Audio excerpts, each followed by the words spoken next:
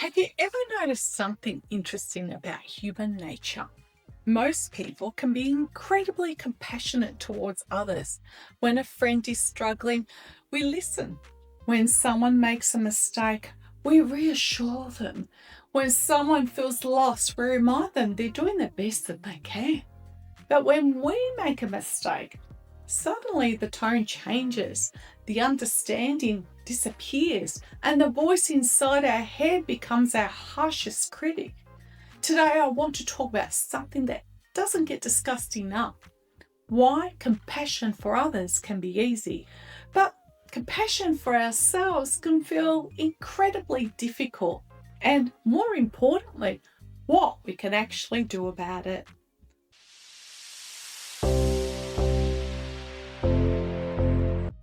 Most of us never were taught how to have compassion for ourselves.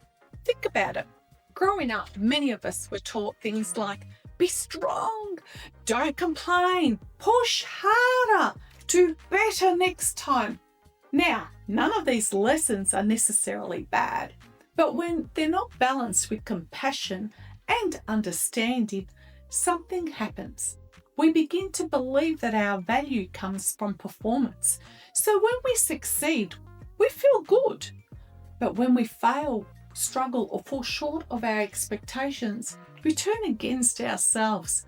We criticize, we judge, we replay the mistakes over and over in our mind. And over time, that inner critic becomes automatic. Here's something fascinating. Most people hold themselves to a much harsher standard than they hold anyone else to. Let me give you an example. Imagine your friend comes over to your house and says, I made a mistake today at work and I feel terrible about it. You probably wouldn't respond with, well, that's because you're not good enough. Or you wouldn't say, you always mess things up. You wouldn't say, you should be ashamed of yourself. But many of us say those exact things to ourselves and we don't even question it. This is what I call the compassion double standard. We believe others deserve understanding, but we believe we deserve the pressure. A lot of people believe that being hard on themselves is necessary. They think, if I'm not tough on myself, I'll become lazy. If I stop criticizing myself, I'll stop improving. But research and psychology shows something very interesting. People who practice self-compassion actually tend to be more resilient and recover from setbacks faster, take healthier risks, and maintain motivation longer. Why? Because when you're constantly attacking yourself, your brain goes into threat mode. Instead of learning and growing, you become defensive and fearful. Self-compassion creates the opposite environment.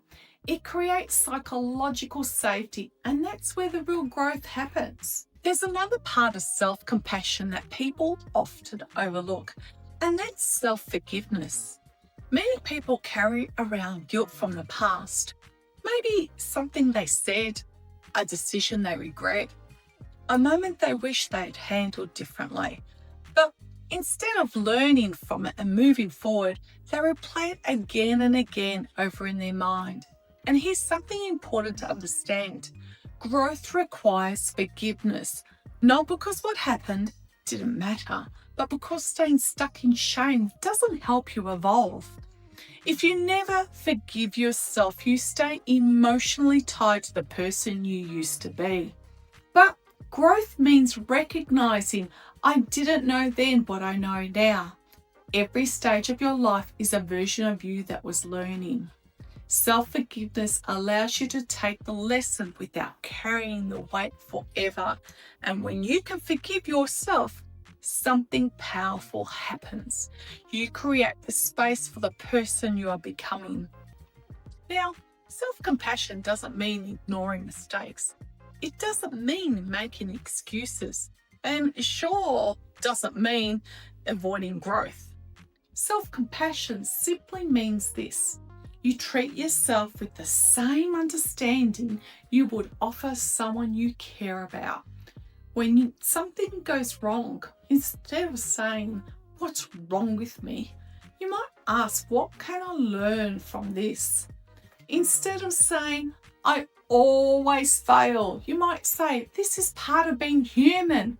It's a subtle shift, but it completely changes your relationship with yourself. So, how do we start practicing this?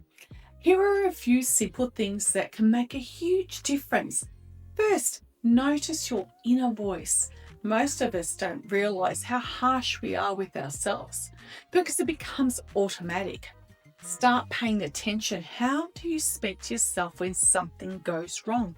Second, ask yourself one simple question. If a friend were in this situation, what would I say to them? Then try saying that to yourself. And thirdly, normalize being human.